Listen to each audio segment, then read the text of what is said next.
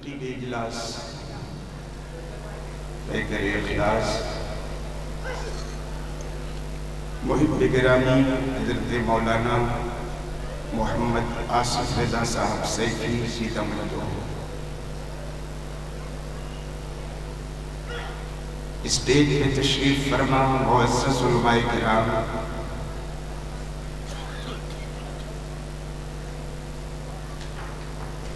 مشائخ اعظام، بالخصوص شہزادہ سرکار کلام حضرت سید شاہ علی اشرفی جیلانی صاحب قبلہ دامت برکاتہم العالیہ، دارالعلوم وارثیہ کے جملہ اساتذہ کرام، شہر لکھنؤ کے ائمہ مساجد،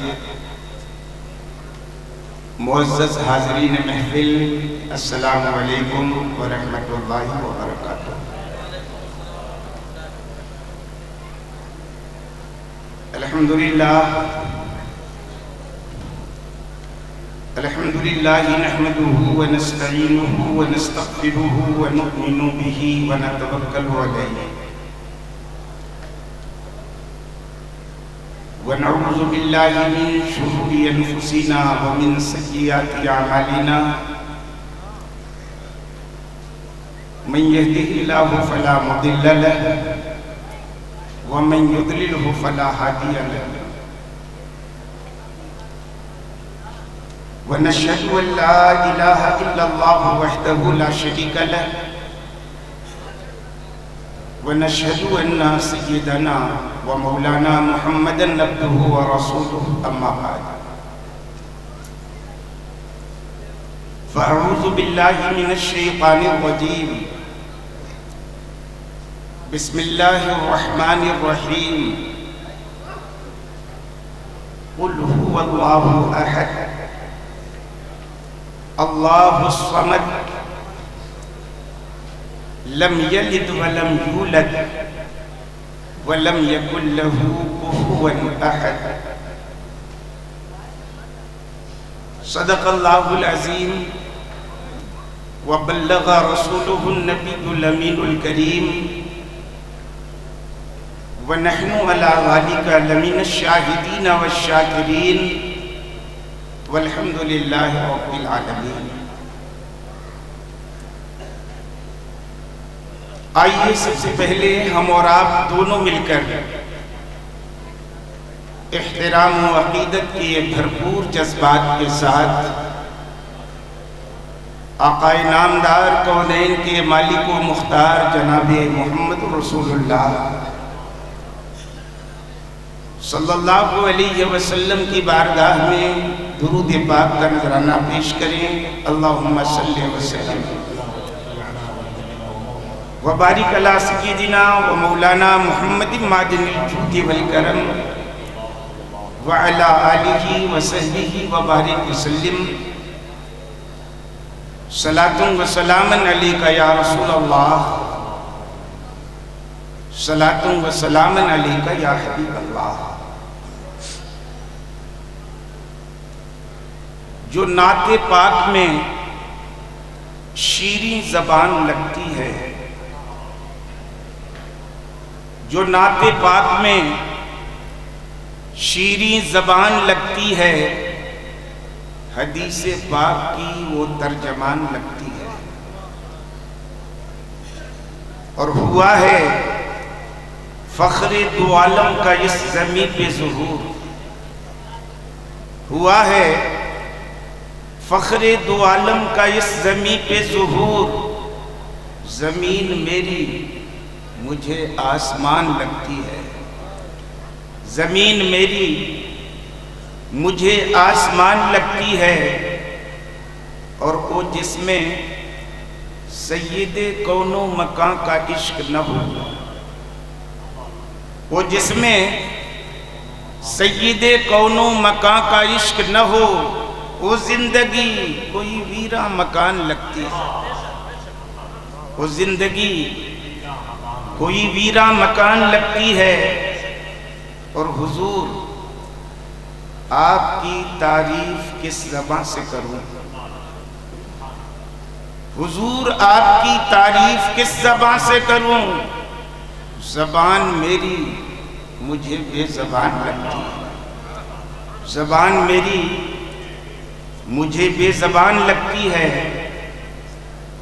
اور علماء کرام کا متفقہ فیصلہ ہے کہ زمین کا وہ حصہ جو ہمارے اور آپ کے آقا و مولا جناب محمد رسول اللہ صلی اللہ علیہ وسلم کے تن مبارک سے ملا ہوا ہے،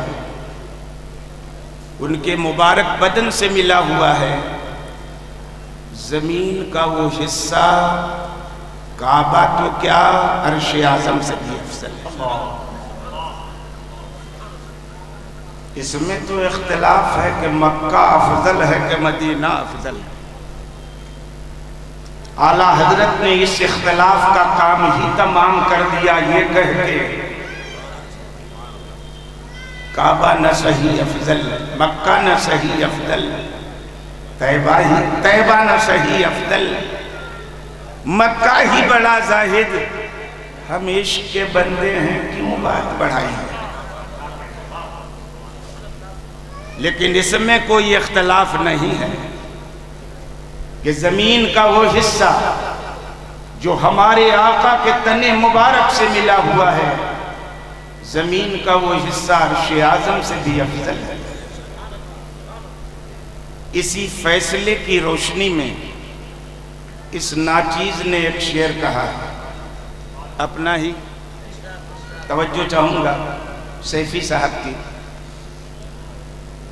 کہ جو متصل ہے تن سرور دو عالم سے، جو متصل ہے تن سرور دو عالم سے، وہ خاک عرش معلیٰ کی جان لگتی ہے۔ جو متصل ہے تن سرور دو عالم سے، وہ خاک عرش معلیٰ کی جان لگتی ہے۔ اور اعلیٰ حضرت نے ایک شعر کہا ہے کہ یا رسول اللہ میں تو مالک ہی کہوں گا، میں تو مالک ہی کہوں گا کہ ہو مالک کے حبیب، یعنی محبوب و محب میں نہیں میرا تیرا۔ اس شعر کو سامنے رکھ کے اس ناچیز نے بھی ایک شعر کہا، لیکن شعر سننے سے پہلے اپنے آپ کو تصورات کی دنیا میں گنبد خضرا کے سامنے کھڑا کر لیں، پھر شعر سنیں کہ مزار مالک جنت ہے جلوہ بار یہاں، مزار مالک جنت ہے جلوہ بار یہاں، زمین مدینے کی جنت نشان لگتی ہے، زمین مدینے کی جنت نشان لگتی ہے۔ اور اس ناچیز کو شہزادہ اعلیٰ حضرت تاجدار اہل سنت سرکار مفتی اعظم ہند علیہ الرحمت والرضوان کی غلامی کا شرف حاصل ہے۔ میں نے مقطع کے شعر میں اپنے پیر و مرشد کی حیات کی تصویر کشی کی ہے۔ سماعت فرمائیں کہ حضور مفتی اعظم کی زندگی تو حسن ہے، حضور مفتی اعظم کی زندگی تو حسن، حیات مصطفی کا بیان لگتی ہے، حیات مصطفی کا بیان لگتی ہے۔ اور منقبت کا یہ مقطع تھوڑی سی چینجنگ سے نعت کے مقطع میں سماعت فرمائیں کہ حیات مصطفی کی حسن ہر ایک ساتھ، حیات مصطفی کی حسن ہر ایک ساتھ، کلام پاک کا روشن بیان لگتی ہے۔ جو نعت پاک میں شیریں زبان لگتی ہے، حدیث پاک کی وہ ترجمان لگتی ہے۔ ایک بار اور جھوم کے اپنے آقا و مولا جناب محمد رسول اللہ صلی اللہ علیہ وسلم کی بارگاہ میں درود پاک کا نذرانہ پیش کریں۔ اللہم صلی وسلم وبارک علی سیدنا و مولانا محمد معدن الجود والکرم وعلی آلہ وصحبہ وبارک وسلم صلاۃ و سلام علیکہ یا رسول اللہ صلاۃ و سلام علیکہ یا حبیب اللہ۔ حضرات، مئی کے مہینے میں لکھنؤ میں اس ناچیز کا یہ چوتھا پروگرام ہے اور دارالعلوم وارثیہ میں میری زندگی کا دوسرا پروگرام ہے۔ پہلی بار تب میری حاضری ہوئی تھی جب ادارے کے بانی فخر القراء قاری ابو الحسن صاحب قبلہ رحمت اللہ علیہ بقید حیات تھے۔ دوسری بار میں حاضر ہوا، وہ اللہ کو پیارے ہو گئے۔ اللہ رب العزت مرحوم کو کروٹ کروٹ جنت نصیب فرمائے اور ان کے لگائے ہوئے گلشن کو قیامت کی صبح تک سرسبز و شاداب رکھے، حاسدین کی بدنگاہی سے اور بد نظری سے بچائے۔ حضرات، یہ جلسہ عام لوگوں کا نہیں ہے، یہ جلسہ ایک موقر درسگاہ کا ہے اور درسگاہ کے صحن میں ہے۔ اس لیے اس جلسے گاہ میں تقریر کے اندر اگر درسگاہ کی جھلک نہ ہو تو اچھی بات نہیں۔ اس لیے ہم چاہیں گے کہ آپ کے سامنے جو تقریر کریں وہ جلسے گاہ والی نہ کریں، درسگاہ والی کریں۔ نقیب اجلاس چونکہ ہمارے دارالعلوم کے طالب علم رہ چکے ہیں، اس لیے کچھ زیادہ ہی تعریف کی انہوں نے ہماری۔ اللہ رب العزت ان کو صحت و سلامتی کے ساتھ شاد و آباد رکھے، دعا ہے ان کے لیے۔ میں نے آج تقریر کے لیے کسی آیت کی نہیں، پوری سورت کی تلاوت کی ہے۔ ایک آیت پہ کم از کم 1 گھنٹہ تقریر ہوتی ہے علماء کی، ایک سورت پہ یہ مت سمجھیے گا کہ کئی گھنٹے کی تقریر ہوگی۔ اطمینان رکھیں، جو کورس ہے تقریر کا اس سے آگے نہیں بڑھے گا معاملہ۔ میں عرض کرنا چاہوں گا، دیکھیے، اللہ کو ایک ماننا اور اس کی ذات و صفات میں کسی کو شریک نہ کرنا، یہی ہے عقیدہ توحید۔ اور محمد صلی اللہ علیہ وسلم کو اللہ کا رسول ماننا اور آخری رسول ماننا، یہی ہے عقیدہ رسالت۔ عقیدہ توحید اور عقیدہ رسالت یہ وہ بنیاد ہے جس پہ اسلام کی عظیم الشان عمارت کھڑی ہے۔ کلمہ توحید لا الہ الا اللہ محمد الرسول اللہ پڑھ کے ہم سب لوگ مسلمان ہوتے ہیں۔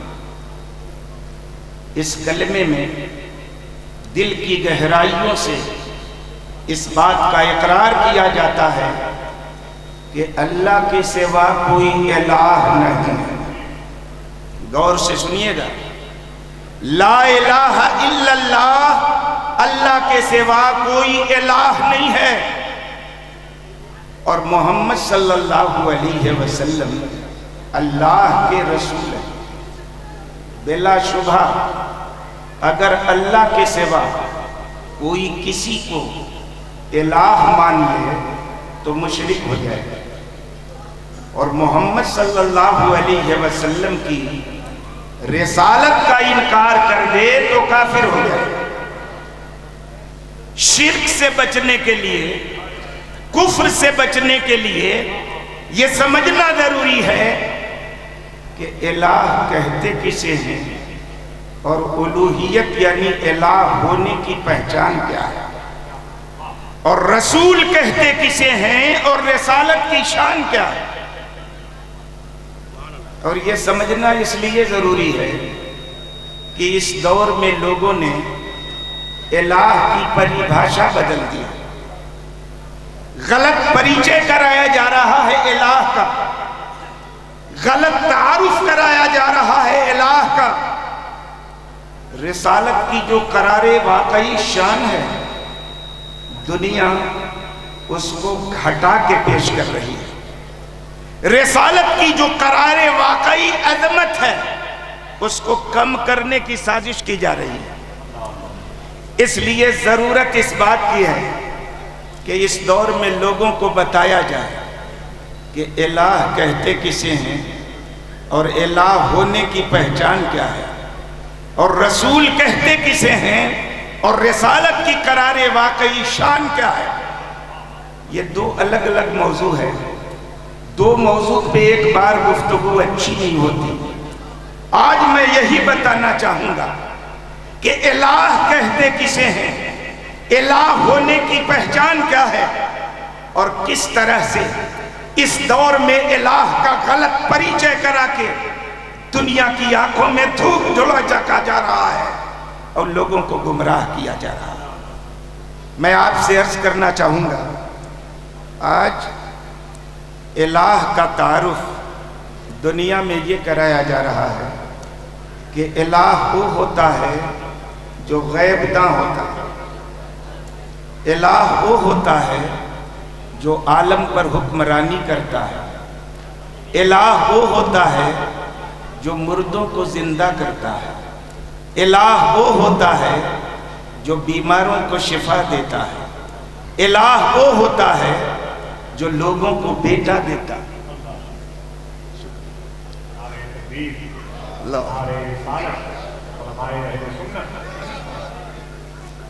الہ وہ ہوتا ہے جو دور سے سنتا ہے، دور سے دیکھتا ہے، الہ وہ ہوتا ہے جو اس معنی کر حاضر ہے کہ کائنات کے چپے چپے پہ پکڑ ہے اس کی، اس معنی کر ناظر ہے کہ کائنات کا کوئی ذرہ اس کی علمی نگاہوں سے اوجھل نہیں ہے۔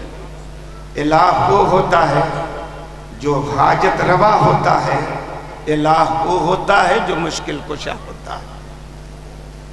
یہ تعارف کرایا جا رہا ہے الہ کا۔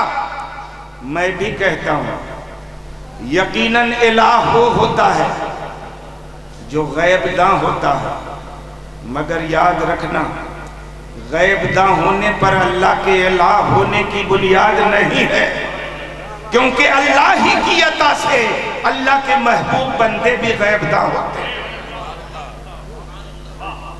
یقیناً الہ وہ ہوتا ہے جو عالم کا حکمراں ہوتا ہے، مگر عالم پہ حکمرانی یہ اس کے الہ ہونے کی بنیاد نہیں ہے، اس لیے کہ اسی کی عطا سے اس کے محبوب بھی دنیا جہان پہ حکمرانی کرتے ہیں۔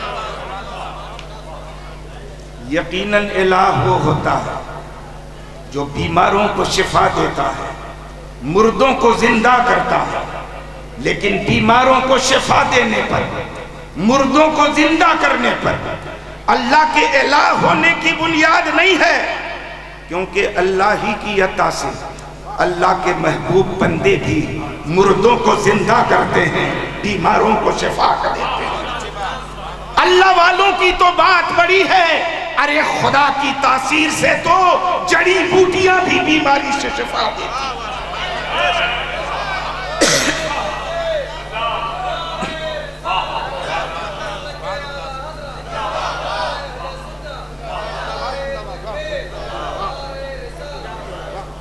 یقیناً الہ وہ ہوتا ہے جو لوگوں کو بیٹا دیتا ہے، لیکن لوگوں کو بیٹا دینے پر اللہ کے الہ ہونے کی بنیاد نہیں ہے، کیونکہ اللہ ہی کی عطا سے اللہ کے محبوب بندے بھی لوگوں کو بیٹا دیتے ہیں۔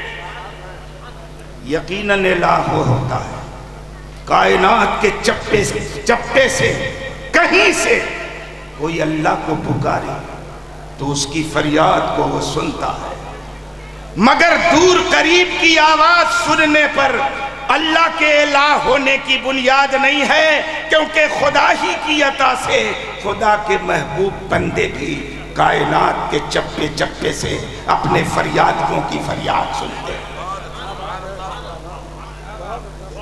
یقیناً الہ وہ ہوتا ہے جو کائنات کے ذرے ذرے کو دیکھتا ہے، مگر کائنات کے ذرے ذرے کو دیکھنے پر اس کے الہ ہونے کی بنیاد نہیں ہے، کیونکہ اسی کی عطا سے اللہ کے محبوب بندے بھی کائنات کے ذرے ذرے کو ہاتھ کی ہتھیلی کی طرح دیکھتے ہیں۔ یقیناً الہ وہ ہوتا ہے جو اس معنی پر حاضر ہے کہ کائنات کے ذرے ذرے پہ گرفت ہے اس کی، اس معنی کر ناظر ہے کہ کائنات کا کوئی ذرہ اس کی علمی نگاہوں سے اوجھل نہیں ہے، مگر اس پر بھی اس کے الہ ہونے کی بنیاد نہیں ہے، کیونکہ اللہ ہی کی عطا سے اللہ کے محبوب بندوں کا کائنات کے ایک ایک چپے پہ اختیار کا سکہ چلتا ہے، اور اللہ ہی کی عطا سے وہ بھی دنیا کو ہاتھ کی ہتھیلی کی طرح دیکھتے ہیں۔ یقیناً الہ وہ ہوتا ہے جو مشکل کشا ہوتا ہے، حاجت روا ہوتا ہے، لیکن حاجت روائی کرنے پر، لوگوں کی مشکل کشائی کرنے پر اللہ کے الہ ہونے کی بنیاد نہیں ہے، کیونکہ اللہ ہی کی عطا سے اللہ کے محبوب بندے بھی مشکل کشا ہوتے ہیں، مولا علی بھی مشکل کشا ہوتے ہیں۔ یہ ساری باتیں میں قرآن کی روشنی میں آپ کو سمجھاؤں گا، لیکن اس سے پہلے میں بتانا چاہوں گا کہ آخر لوگ الہ کا پریچے ان چیزوں سے کاہے کرا رہے ہیں جن چیزوں پر اس کے الہ ہونے کی بنیاد نہیں ہے؟ کیوں کرا رہے ہیں؟ اس لیے کرا رہے ہیں تاکہ دنیا جہان کے ان کروڑوں مسلمانوں کو بلا وجہ شرک کے کٹ گھرے میں کھڑا کیا جائے۔ جو مسلمان اللہ کے ولیوں کو، اللہ کے نبیوں کو، بالخصوص نبیوں کے نبی رسولوں کے امام کو خدا کی عطا سے غیب داں بھی مانتے ہیں، خدا کی عطا سے عالم کا حکمراں بھی مانتے ہیں، خدا کی عطا سے مردوں کو زندہ کرنے والا بھی مانتے ہیں، خدا کی عطا سے بیماروں کو شفا دینے والا بھی مانتے ہیں، خدا کی عطا سے نہ صرف بیٹا دینے والا مانتے ہیں، بلکہ ان کا ماننا یہ ہے اللہ کی کوئی نعمت اگر بندوں تک پہنچتی ہے تو محبوب خدا کے محبوب کے دست کرم سے پہنچتی ہے۔ ایسے کروڑوں مسلمانوں کو بلا وجہ شرک کے کٹ گھرے میں کھڑا کیا جائے، اس لیے الہ کا یہ پریچے کرایا جا رہا ہے۔ مگر میں عرض کرنا چاہوں گا، دنیا کو پتہ چلنا چاہیے جن چیزوں سے آپ اللہ کا پریچے کرا رہے ہو، اگر تمہارے انٹروڈکشن کو صحیح مان لیا جائے، تمہارے پریچے اور تعارف کو صحیح مان لیا جائے، تو قرآن کی کچھ آیتیں دوسری آیتوں سے ٹکرا جائیں گی۔ جس قرآن نے کہا ہے لا الہ الا ہو، اللہ کے سوا کوئی الہ نہیں ہے، اسی قرآن کی دوسری آیتیں اس آیت سے ٹکرا جائیں گی۔ اور یاد رکھنا، ٹکراؤ مخلوق کے کلام میں ہوتا ہے، خالق کے کلام میں نہیں ہوتا۔ الحمدللہ الذی انزل علی عبدہ الکتاب ولم یجعل لہ عوجا قیما۔ ساری خوبیاں اس اللہ کے لیے جس نے اپنے کامل بندے پر کتاب قرآن اتارا، اور جس قرآن کے اندر نہ کوئی کجی ہے نہ کوئی ٹیڑھا پن ہے۔ مفسرین نے بیان فرمایا قرآن میں کجی نہ ہونے کا یہی مطلب ہے کہ قرآن کی کوئی آیت دوسری آیت سے نہیں ٹکراتی۔ میں عرض کرنا چاہوں گا، آئیے ذرا ان کے تعارف کو دیکھیں۔ الہ وہ ہوتا ہے جو غیب داں ہوتا ہے۔ کیا غیب دانی ایسی چیز ہے کہ اگر ہم نے خدا کی عطا سے کسی کو غیب داں مان لیا تو اس کو الہ مان لیا اور مشرک ہو گئے؟ نہیں اور ہرگز نہیں۔ یہی تو غلط فہمی ہے لوگوں کی۔ غیب دانی پر اللہ کے الہ ہونے کی بنیاد نہیں ہے۔ آؤ قرآن پڑھو، قرآن کریم 3 پارہ سورہ آل عمران آیت نمبر 49۔ جب سیدنا عیسیٰ علیہ السلام نے اپنی قوم کے سامنے اپنی نبوت و رسالت کا اعلان کیا تو قوم نے کہا، اے مردوں کو زندگی دینے والے، اے بیماروں کو شفا دینے والے، یہ سب جادوگری ہے، جادوگری۔ کوئی ایسا معجزہ دکھاؤ جسے ہم تمہیں، جس کی بنیاد پر ہم تمہیں اللہ کا سچا نبی مان لیں، دکھاؤ۔ تو حضرت عیسیٰ علیہ السلام نے اپنی قوم کو مخاطب کر کے ارشاد فرمایا، قرآن نے ان کی بولی نقل کی۔ حضرت عیسیٰ فرماتے ہیں، وَأُنَبِّئُكُمْ بِمَا تَأْكُلُونَ وَمَا تَدَّخِرُونَ فِي بُيُوتِكُمْ۔ اے قوم، میری نبوت کی صداقت اور سچائی کی یہ دلیل ہے کہ میں تمہیں وہ بھی بتا دیتا ہوں جو تم کھا کے آئے ہو اور جو آج کھاؤ گے، اور وہ بھی بتا دیتا ہوں جسے تم نے اپنے یہاں اسٹور کر رکھا، وہ بھی بتاتا ہوں۔ کیا کھا کے آئے ہو، آج کیا کھاؤ گے، کیا تم نے اپنے لیے اسٹور کر رکھا ہے، سب بتا دیتا ہوں۔ اگر غیب دانی پر اللہ کے الہ ہونے کی بنیاد ہو تو قرآن کی روشنی میں حضرت عیسیٰ کو الہ ماننا پڑے گا، اور ان کا الہ ہونا باطل، لا الہ الا ہو، اللہ کے سوا کوئی الہ نہیں ہے۔ اس لیے یہ عقیدہ باطل کہ خدا کی عطا سے کسی کو غیب داں ماننا، اس کو الہ ماننا ہے اور مشرک ہو جانا ہے، یہ عقیدہ باطل ہے۔ اور آگے بڑھیے، کیا پوری دنیا پہ حکمرانی کرنا یہ ایسی چیز ہے کہ اگر ہم نے اللہ کی عطا سے کسی کو دنیا جہان کا حکمراں مان لیا تو اس کو الہ مان لیا اور مشرک ہو گئے؟ نہیں اور ہرگز نہیں۔ آؤ قرآن پڑھو، قرآن کریم 22واں پارہ سورہ صاد آیت نمبر 36۔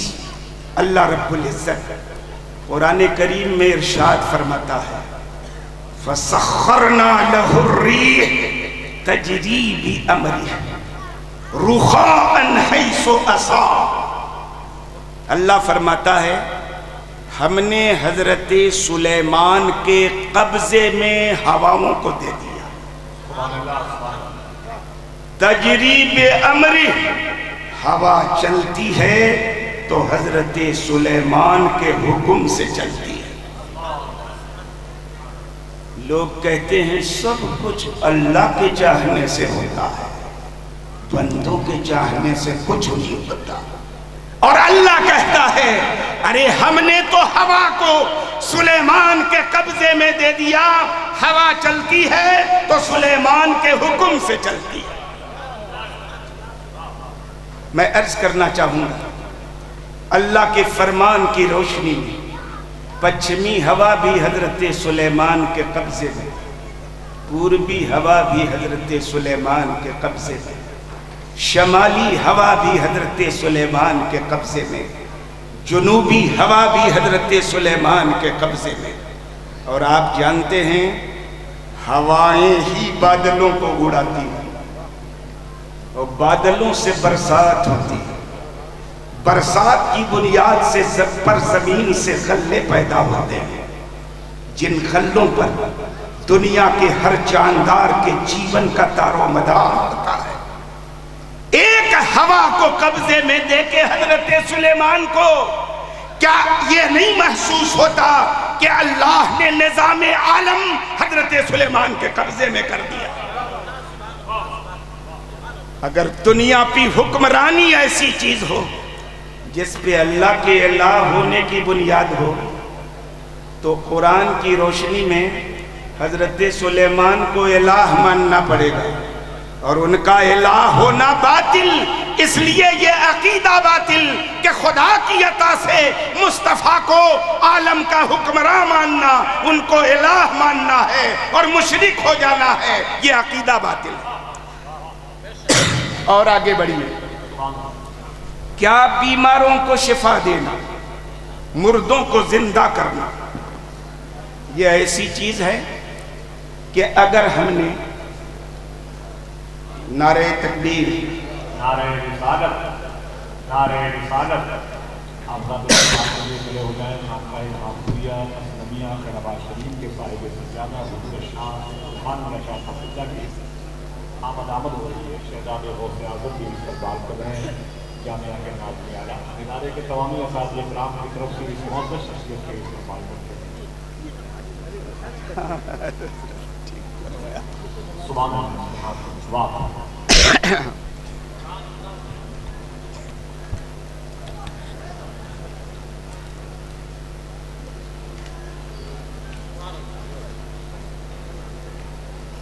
ہم جملہ حاضرین کے لیے یہ بڑی سعادت کی بات ہے کہ اب تک اسٹیج پر ایک آل رسول کی جلوہ گری تھی، اب معاملہ ڈبل ہو گیا ہے۔ خانقاہ حافظیہ اسلمیہ خیر آباد شریف کے سجادہ نشین پیر طریقت رہبر شریعت سید شاہ فرقان میاں صاحب قبلہ اسلمی حافظی دامت برکاتہم العالیہ کی آمد ہو چکی ہے۔ حضرت اس ناچیز پر بڑا کرم فرماتے ہیں، اور اس لیے کرم فرماتے ہیں کہ ان کی سسرال الہ آباد میں تو کچھ زیادہ ہی نوازش ہے حضرت کی ہم پر۔ اللہ رب العزت ان کے سائے کو ہم سب کے سروں پہ تادیر قائم رکھے۔ حضور اجازت تو ذرا سا سلسلہ آپ لوگ خود جوڑ لیجئے، میں ٹائم برباد نہیں کرنا چاہتا۔ کیا مردوں کو زندہ کرنا اور بیماروں کو شفا دینا یہ ایسی چیز ہے کہ اگر ہم نے اللہ کی عطا سے اللہ کے محبوب بندوں کو، مردوں کو زندہ کرنے والا، بیماروں کو شفا دینے والا مان لیا تو ان کو الہ مان لیا اور مشرک ہو گئے۔ دنیا یہی کہتی ہے نا، آپ کہیے نہیں اور ہرگز نہیں۔ آؤ قرآن پڑھو، قرآن کریم 3 پارہ سورہ آل عمران آیت نمبر وہی 49۔ حضرت عیسیٰ علیہ السلام فرماتے ہیں وَأُبْرِئُ الْأَكْمَحَ وَالْأَبْرَصَ وَأُحْيِي الْمَوْتَى بِإِذْنِ اللَّهِ، میں مادرزاد اندھوں کو شفا دیتا ہوں۔ اکھیارہ نعرہ رسالت، خلیفہ حضور مفتی اعظم حضرت علامہ معید رضا شاہ صاحب اللہ لکھنؤ پور کھیری کی آمد ہوئی ہے۔ میں حضور شاہ قاری حسن صاحب اللہ کے شہزادے قاری شریف حسن صاحب اور اس علاقے کے تمامی اساتذہ کرام کی طرف سے سرکار مفتی اعظم کے اس مزید خلیفہ کا استقبال کرتے ہیں۔ ادب کے ساتھ بیٹھ جائیں، بہت ہی وقت اور شخصیت اس وقت بڑے نور پر خلاف فرمائیں۔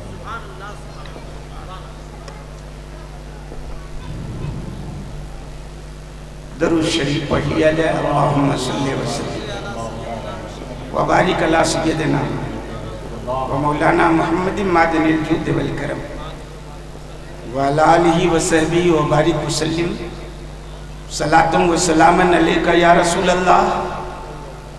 بزرگوں کی آمد سے تقریر کا سلسلہ اگر ٹوٹتا ہے تو ان کی دعاؤں سے جڑتا بھی، جڑے گا کہ نہیں جڑے گا؟ پھر جوڑ لیجئے اپنا سلسلہ۔ کیا مردوں کو زندہ کرنا، بیماروں کو شفا دینا، یہ ایسی چیز ہے جس پر اللہ کے الہ ہونے کی بنیاد ہے کہ اگر سنیوں نے اللہ کی عطا سے اللہ کے محبوب بندوں کو مردوں کو زندہ کرنے والا، بیماروں کو شفا دینے والا مان لیا تو اللہ مان لیا اور مشرک ہو گئے؟ نہیں اور ہرگز نہیں۔ آؤ قرآن پڑھو، قرآن کریم 3 پارہ سورہ آل عمران آیت نمبر 49۔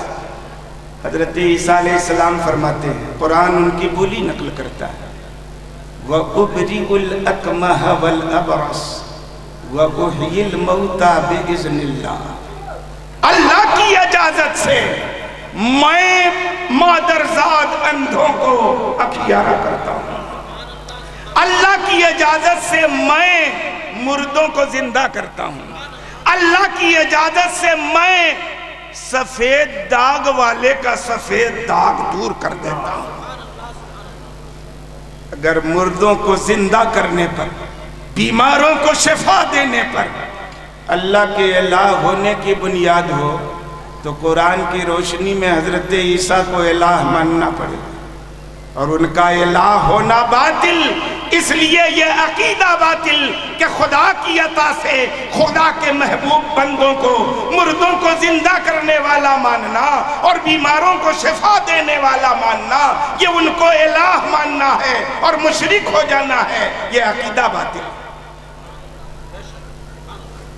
یقیناً الہ وہ ہوتا ہے جو لوگوں کو بیٹا دیتا ہے، ہمارا بھی یہی عقیدہ ہے۔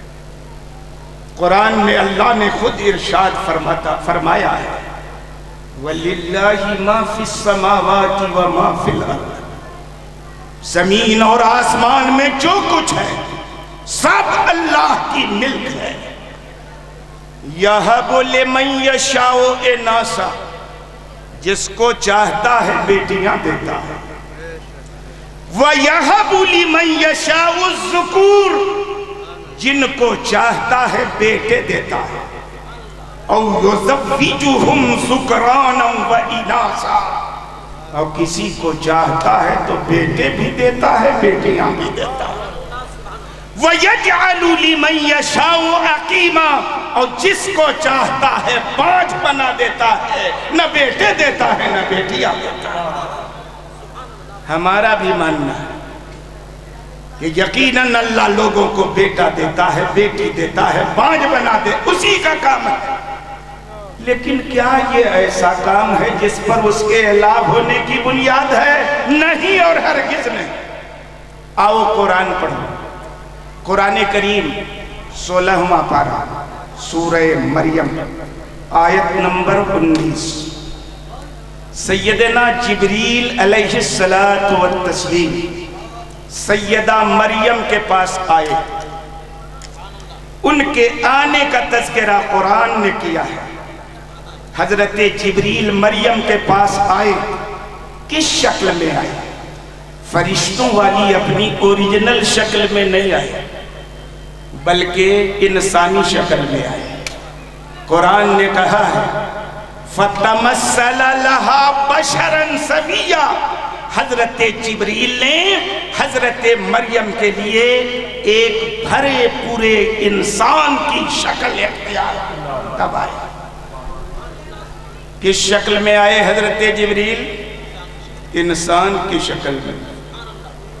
اب ایک بات میں عرض کرنا چاہوں گا، خدا کے محبوب کی نورانیت اور بشریت میں جھگڑا کرنے والوں، فرشتہ کے جبریل کے نور ہونے میں تو کسی کا اختلاف نہیں۔ جب وہ انسان کی شکل میں مریم کے پاس آئے تھے تو نور تھے کہ نہیں تھے؟ نہیں تھے فرشتہ۔ کیا سمجھ میں آئی بات؟ صورت بدلنے سے حقیقت نہیں بدلتی۔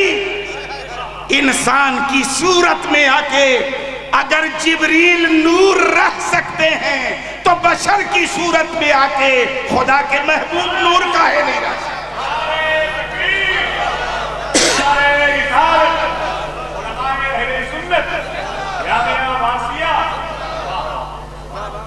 جبریل آئے انسان کی شکل میں، سیدہ مریم تنہا تھی سیدہ مریم. اور ظاہر ہے جب تنہائی کے عالم میں کسی نوجوان عورت کے پاس کوئی اجنبی آدمی آ جائے گا تو خطرہ محسوس کرے گی، اپنی عفت کا، اپنے ناموس کا خطرہ محسوس کرے گی. سیدہ مریم کے پاس بھی جب حضرت جبریل انسان کی شکل میں آئے انہوں نے بھی خطرہ محسوس کیا اپنی عفت و ناموس کا، اور خطرہ محسوس کرتے ہوئے بولی انی اعوذ بالرحمن منک ان کنت تقیا.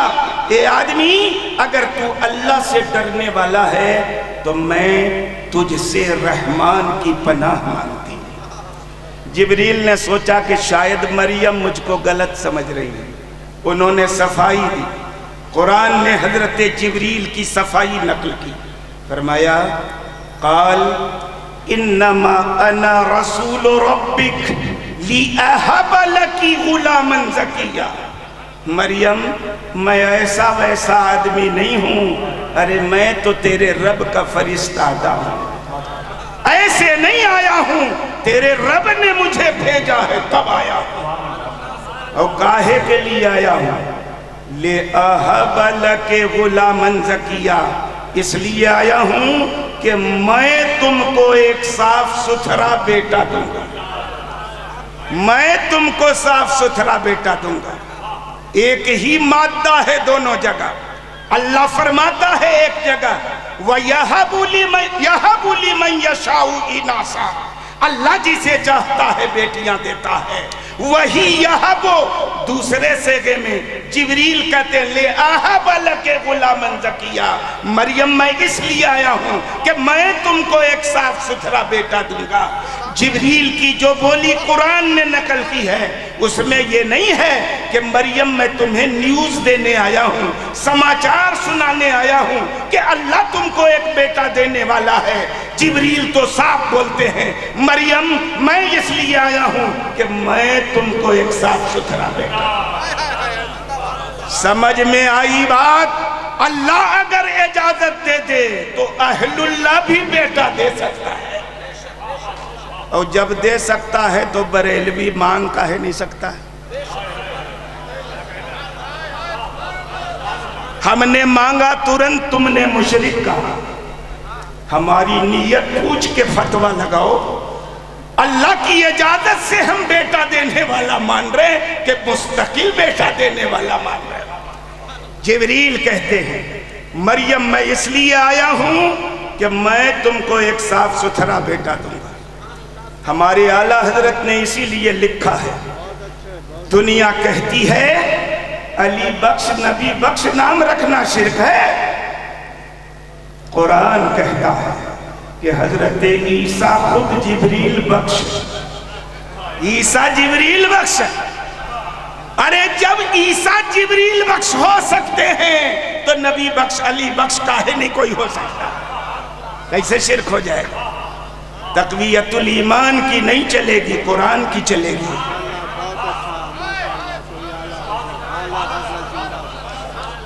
بولو مسلک اعلیٰ حضرت زندہ باد. میں عرض کرنا چاہوں گا، یاد رکھیے گا ہماری تقریر اس نظریے سے سنیے. ہمارے اعلیٰ حضرت نے اہل سنت و جماعت کو جو عقیدہ دیا ہے اس عقیدے کی عمارت ریت کی بنیادوں پہ نہیں کھڑی ہے، قرآن و سنت کی بنیادوں پہ کھڑی ہے، قرآن و سنت کی بنیادوں پہ کھڑی ہے. میں عرض کرنا چاہوں گا اگر بیٹا دینے پر اللہ کے الہ ہونے کی بنیاد ہو تو قرآن کی روشنی میں جبریل کو الہ ماننا پڑے گا، اور ان کا الہ ہونا باطل. اس لیے یہ عقیدہ باطل کہ خدا کی عطا سے خدا کے محبوب بندوں کو بیٹا دینے والا ماننا، الہ ماننا ہے اور مشرک ہو جانا ہے، یہ عقیدہ باطل ہے، یہ عقیدہ باطل ہے. اور آگے بڑھیے. کیا دور سے سننا ایسی چیز ہے کہ اگر ہم نے اللہ کے محبوب بندوں کے بارے میں یہ عقیدہ رکھ لیا کہ وہ خدا کی عطا سے دور سے سنتے ہیں تو ان کو الہ مان لیا اور مشرک ہو گئے؟ نہیں اور ہرگز نہیں۔ آؤ قرآن پڑھو، قرآن پڑھو۔ قرآن کریم 19واں پارہ سورہ نمل آیت نمبر 18-19، اللہ رب العزت ارشاد فرماتا ہے حتی اذا اتوا علی واد النمل قالت نملہ یا ایہا النمل ادخلوا مساکینکم لا یحطمنکم سلیمان وجنودہ وہم لا یشعرون۔ اللہ فرماتا ہے کہ جب حضرت سلیمان علیہ السلام اور ان کا لشکر چیونٹیوں کے نالے پہ آیا تو ایک چیونٹی نے کہا کہ اے چیونٹیوں اپنے اپنے بلوں میں گھس جاؤ۔ اندازہ فرمائیں، چیونٹی جیسی معمولی مخلوق کو اپنی قوم اور اپنی برادری کو ہلاکت سے بچانے کی کتنی فکر ہے، کتنی فکر ہے اپنی قوم اور اپنی برادری کو ہلاکت سے بچانے کی۔ آیا جب حضرت سلیمان کا لشکر چیونٹیوں کے نالے پہ تو ایک چیونٹی کو اتنی فکر ہوئی کہ تقریر کر ڈالی اس نے، قوم کو مخاطب کر کے کہا یا ایہا النمل، چیونٹیوں ادخلوا مساکینکم، اپنے اپنے بلوں میں گھس جاؤ۔ کاہے گھس جاؤ؟ لا یحطمنکم سلیمان وجنودہ وہم لا یشعرون، کہیں ایسا نہ ہو کہ حضرت سلیمان اور ان کا لشکر تم کو کچل ڈالے، اور اس حال میں کچل ڈالے کہ ان کو شعور نہ ہو، بے توجہی میں غفلت میں کچل ڈالے۔ غور کریے گا قرآن پہ، ایک چیونٹی بھی جانتی ہے کہ جو خدا کا نبی ہوتا ہے وہ پیکر رحم و کرم ہوتا ہے، پیکر عدل و انصاف ہوتا ہے۔ نبی کے جو ساتھی ہوتے ہیں وہ نبی کے کرم اور رحمت کا مظہر ہوتے ہیں۔ نبی سے اور نبی کے ساتھی سے چیونٹی جیسی معمولی مخلوق کی بھی جان جائے گی تو جان بوجھ کے نہیں جائے گی، بے خیالی میں جائے گی۔ چیونٹی بھی جانتی ہے، مگر یہ امریکہ، برطانیہ اور اسرائیل والے تو چیونٹی سے بھی گئے گزرے ہیں۔ بڑے بڑے پروفیسر، انٹیلیکچولز اور دانشوروں کو اب تک کاہے یہ بات نہیں سمجھ میں آتی کہ اسلام کے پیغمبر اور ان کے ساتھی نہ کبھی تشدد کر سکتے ہیں نہ تشدد کی تعلیم دے سکتے ہیں۔ وہ تو رحمت للعالمین تھے، سارے جہان کے لیے خدا کی طرف سے سرابہ رحمت بن گیا ہے۔ مگر چیونٹی جتنی بھی سمجھ ہو تب نہ، چیونٹی سے بھی گئے گزرے۔ میں عرض کرنا چاہوں گا، چیونٹی نے کہا تو کیا ہوا؟ حضرت سلیمان علیہ السلام نے چیونٹی کی آواز سن لی، اور سننے کی بات خود قرآن سے ثابت ہے، تفسیر کی بات تو بعد میں۔ حضرت سلیمان نے سنا اور سننے کا ریئیکشن ہوا، کہتے ہیں فَتَبَسَّمَ ضَاحِكًا مِّن قَوْلِهَا، چیونٹی کی بات حضرت سلیمان نے سنی تو مسکرا کے ہنس پڑے، بنا سنے ہنسے، مسکرا کے ہنس پڑے، کیونکہ نبی بازاری لوگوں کی طرح کہے لگا کہ کبھی نہیں ہنستا، یہ نبی کی شان نہیں ہوتی، نبی کا ہنسنا مسکرانا ہوتا ہے۔ قرآن کہتا فَتَبَسَّمَ ضَاحِكًا مِّن قَوْلِهَا، چیونٹی کی بات سے حضرت سلیمان علیہ السلام مسکرا کے ہنس پڑے، تو سنتے نہیں تو ہنستے کیسے؟ سنا؟ اب میں عرض کرنا چاہوں گا، چیونٹی کی آواز کتنی نازک ہوتی ہے، کتنی خفیف اور ہلکی ہوتی ہے کہ سائنسی ترقی کے اس دور میں بھی آج تک کسی سائنٹسٹ نے ایسا ریکارڈر نہیں بنایا جو چونٹی کی ریکارڈ کی آواز کو ریکارڈ کر کے ہم کو سنا دے؟ نہیں سنا سکتے۔ کتنی ہلکی آواز ہوتی ہے چونٹی کی۔ اگر آپ کو سمجھ میں نہ آئے تو آپ بھی لکھنؤ کے مارکیٹ میں کسی گڑ کی دکان پہ چلے جائیں اور وہاں سے چونٹی نہیں چونٹا پکڑ لیجیے۔ ابھی نہ ملے تو بارش ہو جائے گی تو ملے گا، بڑا بڑا چونٹا ملے گا گڑ کی دکان پہ، اور اس کو چٹکی میں پکڑ لیجیے، پکڑ کے کان میں لے جائیے، دور سے مت سنیے، کان میں لے جا کے خوب مسلیے، دوائیے، چونٹی چیخے گی، چلائے گی، سن کے بتائیے گا کیسے بولتی، کیا بولتی۔ بتا سکتا ہے کوئی؟ نہیں۔ اتنی ہلکی اور باریک آواز ہوتی ہے چونٹی کی، مگر چونٹی کی اس ہلکی اور باریک آواز کو حضرت سلیمان نے سنا۔ سننے کے بعد ریئیکشن یہ ہوا کہ فَتَبَسَّمَ ضَاحِكًا مِّن قَوْلِهِ، اس کی بات سن کے مسکرا کے ہنس پڑا۔ اور کتنی دور سے سنا؟ چٹکی میں پکڑے تھے حضرت سلیمان علیہ السلام، کان میں لگے تھے؟ نہیں، کتنی دور سے سنا۔ سنو، 8ویں صدی ہجری کے ایک بڑے نامور مفسر ہیں، ابو البرکات حافظ الدین عبداللہ ابن احمد ابن محمود النصفی رحمت اللہ علیہ۔ ان کی مارکہ تفسیر ہے، تفسیر مدارک التنزیل و حقائق التاویل۔ اس تفسیر میں انہوں نے لکھا فَسَمِعَ سُلَيْمَانُ قَوْلَهَا مِنْ 3 أَمْيَالٍ، حضرت سلیمان نے چونٹی کی آواز کو 3 میل کی دوری سے سنا۔ کتنی باریک آواز کہ ہم لوگ کان میں لے جا کے نہ سن سکے۔ حضرت سلیمان نے 3 میل دوری سے چونٹی کی آواز کو سن لیا۔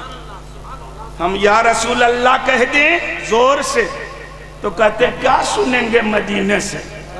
ارے نادانو، اللہ کے محبوبوں کی یہ شان کہ جس آواز کو غور کر کے کان میں لے جا کے نہیں تم سن سکتے، نبی کی یہ شان ہوتی ہے 3 میل کی دوری سے اس کو سن لیا۔ میں عرض کرنا چاہوں گا، اگر دور سے سننے پر اللہ کے الہ ہونے کی بنیاد ہو تو قرآن کی روشنی میں حضرت سلیمان کو الہ ماننا پڑے گا، اور ان کا الہ ہونا باطل، وہ الہ نہیں، عبداللہ ہیں، نبی اللہ ہیں۔ اس لیے یہ عقیدہ باطل کہ اللہ کی عطا سے کسی کو دور سے سننے والا ماننا ان کو الہ ماننا ہے اور مشرک ہو جانا ہے، یہ عقیدہ باطل ہے۔ اور آگے چلو، کیا دور سے دیکھنا ایسی چیز ہے کہ اگر ہم نے اللہ کی عطا سے اللہ کے محبوب بندوں کو دور سے دیکھنے والا مان لیا تو ان کو الہ مان لیا اور مشرک ہو گئے؟ نہیں، اور ہرگز نہیں۔ آؤ قرآن پڑھو، قرآن کریم 12واں پارہ سورہ یوسف آیت نمبر 24۔ کتنا نمبر ہے آیت کا؟ ہم کسی کا نام لیے اب تک اپنی تقریر میں؟ کسی کا نام نہیں لیا۔ آیت نمبر میں 24 آ گیا، تو آیت نمبر 24 اگر ہے تو ہم کو ادھیکار ہے 23 یا 25 کرنے کا؟ نہیں کر سکتے۔ تو آیت نمبر 24 ہے تو ہم کو 24 ہی رکھنا مجبوری ہے، مجبوری ہے۔ آیت نمبر 24 اللہ فرماتا ہے وَلَقَدْ هَمَّتْ بِهِ وَهَمَّ بِهَا لَوْلَا أَن رَأَىٰ بُرْهَانَ رَبِّهِ۔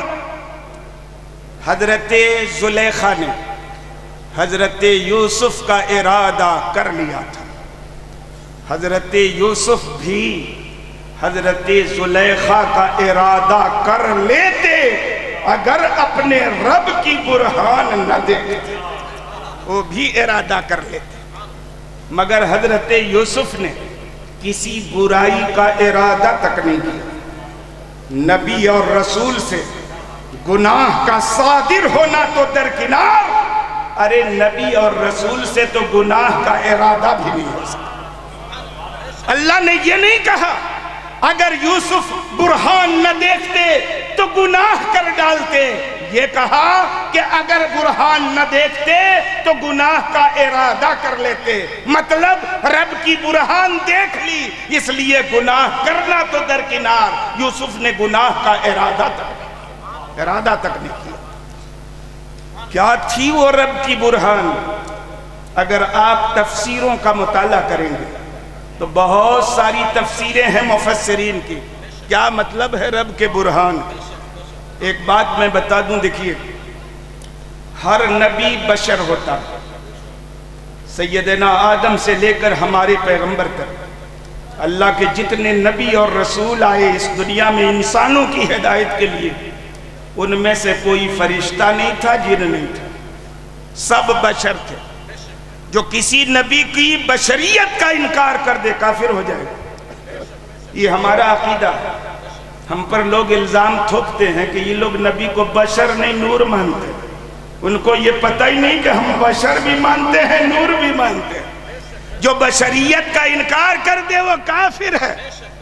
اعلیٰ حضرت کا فتویٰ، ہماری جماعت کا فتویٰ ہے، نبی کی بشریت کا انکار کر دے وہ کافر ہے۔ تو نبی بشر ہوتا ہے، اور بشر ہونے کے ناطے عقل کہتی ہے کہ گناہ ہو سکتا ہے، بشر ہے گناہ ہو سکتا ہے، مگر یاد رکھنا اللہ نے ان کو معصوم بنایا ہے۔ نبی بشر ہوتا ہے، عقلاً گناہ کا صدور ممکن ہے، لیکن شرعاً گناہ کا صدور امپاسبل اور محال ہے، شرعاً ہو نہیں سکتا، نہیں ہو سکتا نبی سے گناہ تو درکنار، گناہ کا ارادہ بھی نہیں ہو سکتا۔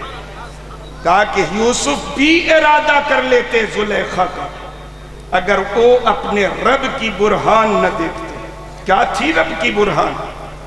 بہت ساری تفسیریں ہیں، میں آپ کے سامنے وہ تفسیر پیش کرتا ہوں جو تفسیر کی ہے 10ویں صدی ہجری کے مجدد اور نامور محدث اور مفسر امام جلال الدین عبد الرحمن ابن ابو بکر سیوطی رحمت اللہ علیہ نے اپنی تفسیر الدر المنصور فی التاویل بالمأثور میں کی۔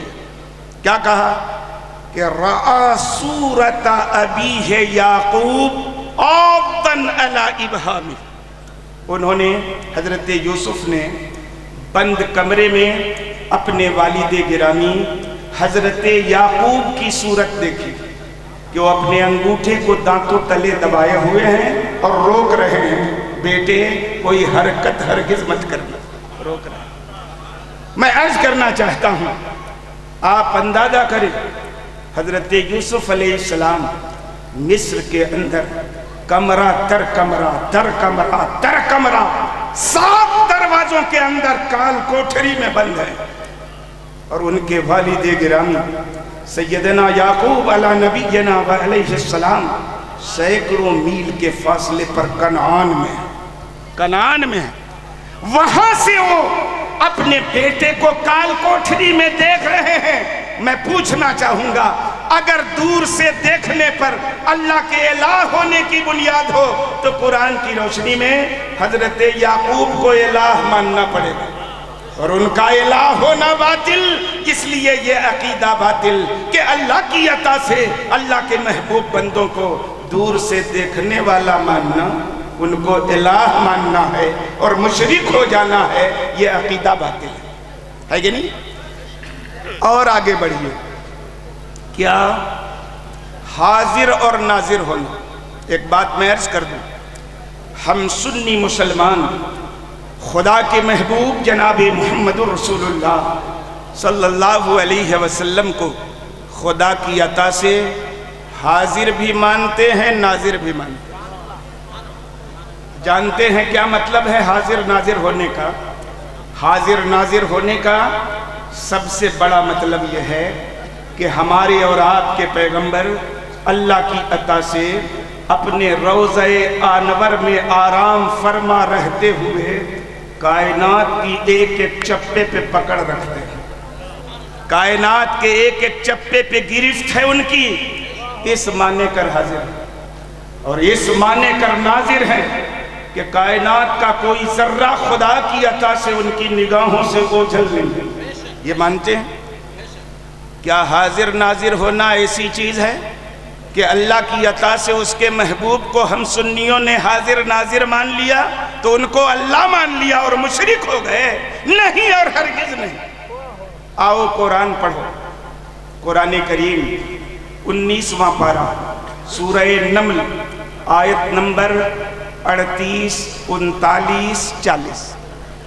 اللہ رب العزت ارشاد فرماتا ہے حضرت سلیمان علیہ السلام کا قول نقل کرتے ہوئے کہ حضرت سلیمان علیہ السلام نے اپنے درباریوں کو مخاطب کر کے کہا یا ایہا الملأ ایکم یأتینی بعرشہا قبل ان یأتونی مسلمین قال افریت من الجن انا آتیک بہ قبل ان تقوم من مقامک وَإِنِّي عَلَيْهِ لَقَوِيٌّ أَمِينٌ قَالَ الَّذِي عِندَهُ عِلْمٌ مِّنَ الْكِتَابِ أَنَا آتِيكَ بِهِ قَبْلَ أَن يَرْتَدَّ إِلَيْكَ طَرْفُكَ فَلَمَّا رَأَى مُسْتَقِرًّا عِندَهُ قَالَ هَذَا مِن فَضْلِ رَبِّي.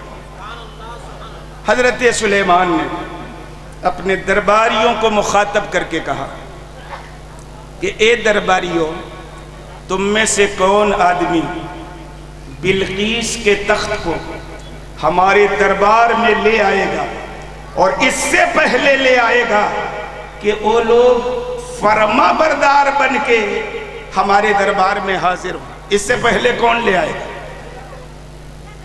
کتنی دور سے لانے کی بات ہے اور کہاں سے لانے کی بات ہے یہ بھی آپ جان جائیں.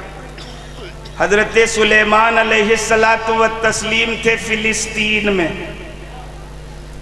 اور ملکہ سبا بلقیس کا تخت تھا یمن کے شہر سبا میں. 2400 کلومیٹر کا فاصلہ ہے آج بھی وہاں سے لے کر وہاں تک. اتنی دور سے تخت لانے کی بات ہے. اور کیسا تخت آپ کو معلوم ہے؟ اور کہاں تھا وہ تخت؟ وہ تخت بھی کمرہ در کمرہ 7 کمروں کے اندر بند تھا. اور کتنا بڑا لمبا چوڑا تخت تھا، ماچس کے ڈبیا جیسا نہیں تھا تخت. کتنا لمبا چوڑا تخت تھا. 7ویں صدی ہجری میں ایک بڑے نامور مفسر گزرے ہیں، امام ابو عبداللہ محمد ابن احمد قرطبی رحمۃ اللہ علیہ. تفسیر قرطبی ان کی تفسیر ہے. اس تفسیر میں اس تخت کی لمبائی چوڑائی لکھی ہوئی ہے. اس میں لکھا ہے کہ کانا طول عرشہا 80 ذراعا وارضہ 40 ذراعا وارتفاعہ فی السماء 30 ذراعا. کہ اس تخت کی لمبائی 120 تھی، 80 ہاتھ، 1.5 فٹ کا ایک ہاتھ، 120 فٹ لمبا، 60 فٹ چوڑا، 45 فٹ اونچا. کتنا لمبا چوڑا تخت. اس تخت کے بارے میں حضرت سلیمان علیہ السلام اپنے درباریوں سے کہتے ہیں کہ اس تخت کو کون میرے پاس لائے گا اس سے پہلے کہ بلقیس اور اس کے ساتھی مسلمان ہو کے میرے دربار میں حاضر ہو جائے. تو قرآن کہتا قال افریت من الجن، ایک بڑے سرکش قسم کے جن نے کہا انا آتیک بہ، میں لے آؤں گا مگر کتنی جلدی، قبل ان تقوم من مقامک، اس سے پہلے کہ آپ کا دربار برخاست ہو میں لے آؤں گا. وَإِنِّي عَلَيْهِ لَقَوِيٌّ أَمِينٌ، میں اس کام کی قوت بھی رکھتا ہوں اور امانت دار بھی ہوں. اتنا لمبا چوڑا تخت لے بھی آؤں گا اور ایسا نہیں کہ کاٹ چھانٹ کروں گا، امانت داری دکھاؤں گا. جوں کا توں لے کے آؤں گا، کاٹ چھانٹ کے لاؤں گا. قوی بھی ہوں، امین بھی ہوں. حضرت سلیمان علیہ السلام نے کہا کہ ہم کو تو اس سے جلدی چاہیے. اب سنیے، قرآن کہتا قال الذی عندہ علم من الکتاب، اس نے کہا جس کے پاس کتاب کا علم تھا. پہلے سرکش قسم کے جن نے کہا تھا، معمولی جن نے نہیں۔ قرآن نے کہا جن نہیں، قال جنیٌ عفریت من الجن، جن کی برادری میں ایک بڑے سرکش قسم کے جن نے کہا تھا میں لاؤں گا مجلس برخاست ہونے سے پہلے۔ اب کس نے کہا؟ جن نے نہیں، انسان نے کہا۔ کس انسان نے کہا؟ جس کے پاس کتاب کا علم تھا، کتاب کا علم تھا۔ کیا سمجھ میں آئی بات؟ خدا کی کتاب کا جس کو علم ہوتا ہے اس کی طاقت جنوں کی طاقت سے کہیں زیادہ ہوتی ہے۔ پہلے سرکش جن نے کہا تھا مجلس برخاست ہونے سے پہلے لے آؤں گا، اب او آدمی بولا جس کو کتاب کا علم تھا، انا آتی کا بہی قبل ان یرتد الیک طرفک، حضور میں تو پلک جھپکنے سے پہلے لے آؤں گا۔ اور خالی کہا نہیں، ماچس کی ڈبیا کی طرح 2400 کلومیٹر کی دوری سے اتنے لمبے چوڑے تخت کو اٹھا کے رکھ دیا ترنت، اور رکھا۔ حضرت سلیمان نے دیکھا موجود، فلما رآہ مستقرا عنده، جب حضرت سلیمان نے اپنے پاس دیکھا تخت موجود ہے تو کہا یہ میرے رب کا فضل ہے۔ اللہ والوں کے اندر ایسی طاقت مان لے تو بدھو کہتے مشرک ہو گیا، اور اللہ کے نبی نے کہا یہ میرے رب کا فضل ہے۔ اتنی بڑی قوت اگر میرے ایک امتی کو ملی ہے تو خدا کی عطا سے ملی۔ میں عرض کرنا چاہتا ہوں، یہی فرق ہے سمجھ کا۔ میں عرض کرنا چاہتا ہوں کیسے حاضر تھے حضرت سلیمان کے امتی، کہ بیٹھے ہیں، کھڑے ہیں حضرت سلیمان کے دربار میں، مگر 2400 کلومیٹر کی دوری پہ پکڑ ہے ان کی، وہاں سے اٹھایا یہاں رکھا۔ آج اگر ہم بیان کر دیں کہ میرے غوث پاک نے کہا ہے کہ اللہ نے مجھ کو ایسی قوت دی ہے کہ میرے مرید کا سطر اگر مشرق میں کھل جائے میں مغرب میں رہوں تو ڈھک دوں گا، تو کہے مشرک ہو گیا، مشرک ہو گیا۔ اللہ کی عطا سے اللہ والوں کی پکڑ ایسی ہوتی ہے، ایک جگہ بیٹھ کے خالی سطر ڈھانکنے کی بات چھوڑو، 100 فٹ لمبے، 60 فٹ چوڑے، 45 فٹ اونچے تخت کو ماچس کی ڈبیا کی طرح اٹھا کے یہاں رکھ سکتے ہیں۔ یہ شان ہے۔